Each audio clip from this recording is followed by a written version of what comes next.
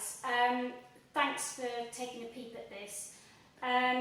This is a bit of a follow-on really from that original testimony I gave, and I wanted to explain a little bit about 2019 and what actually happened to me in that year after finding Christ in the summer of 2018. 2019 has been a very, very difficult year for me because I actually feel like a failed Christian. And I want to really be honest about that. I was in this depression and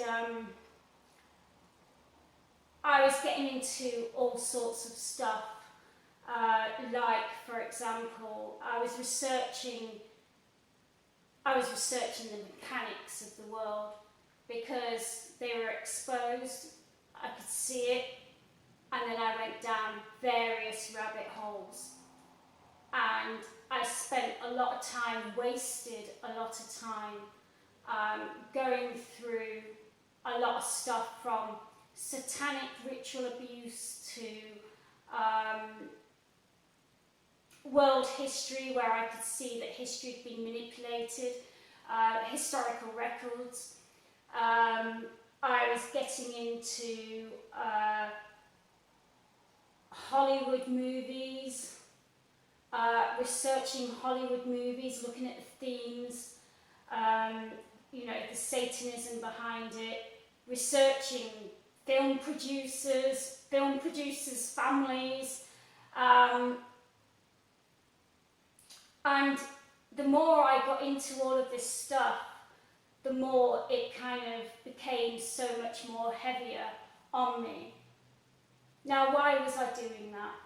Why would I make a mistake like that? I think for me, because I could see the world, I was trying to understand how it all worked. Guys, we're told how the world works in the Bible. And I just wasted so much time. And it's been really difficult because I have loved ones, people I really care about, and they don't see the world as I see it. And how can I blame them? Because, in 2018, before I was in Christ, I didn't see it either. And I just feel sometimes I'm failing to present the information in the correct manner, because it can be difficult. It can be really difficult. I'm with somebody that I've been with for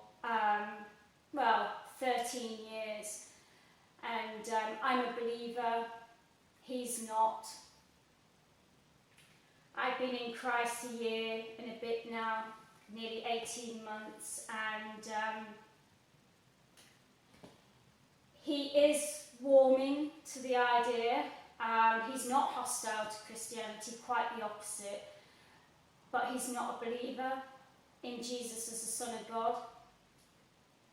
He'll go as far as the historical Jesus. And I think what I've been trying to do for the last year is try and convince him through whatever means I can, whether it's archaeological evidence, historical documents, the way the world works. And we're still at that stage where he's not a believer.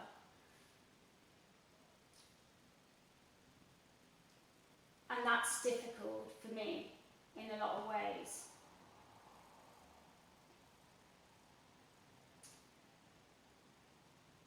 Can I read something? Because it's It's one of my favourite passages in the Bible.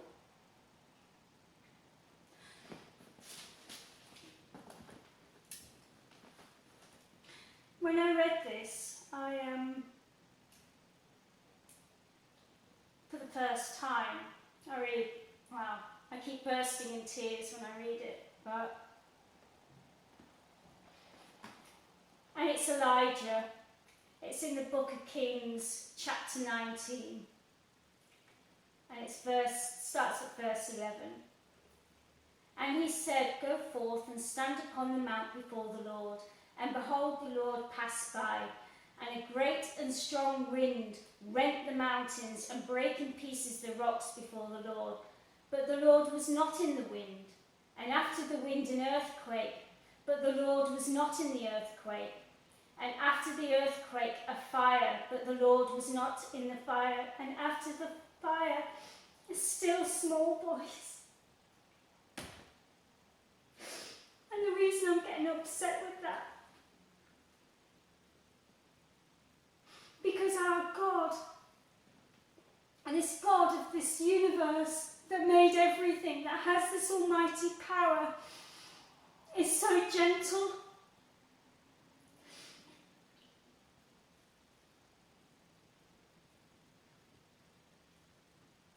And this is what this has been like.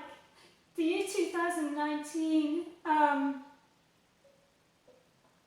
in all of this mess, he's just so gentle, and he gave me, as I said, so many signs. By signs I mean confirmations. And I was out having a coffee with the pastor's wife, and we were talking about my doubting about whether or not I was Christian, and that was the subject. I was doubting, and I was having a discussion about her, and she was confirming to me, no, that's natural to think that. Don't worry, it's natural. No, you're on the right path. You believe that Jesus Christ resurrected. You believe he's the Son of God. You believe that he's come down, he died on the cross. Yes, I believe in all of that. And I was stood outside Huddersfield railway station, and this woman came up to me. She couldn't see, I had a cross on, I had a coat on, and the first thing she said was, "Are you a Christian?" And I really believed that what he was doing, in a really gentle way, was just trying to